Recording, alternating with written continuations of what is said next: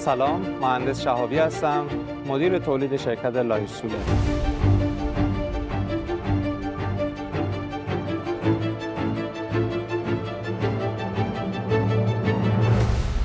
پروژه‌ای که در پشت بنده ملاحظه می‌فرمایید طرح توسعه شرکت لاهیج‌سوله هست.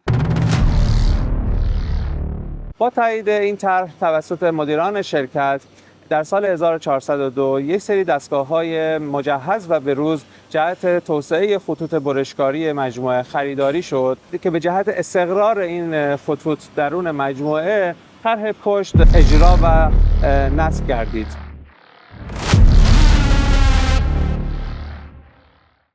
اجرای فونداسیون طرح توسعه جدید ما از بهمن ماه 1402 شروع شد که به صورت همزمان نیز بحث طراحی و تولید اسکلت فولادی سوله‌های جدیدمون هم شروع شد.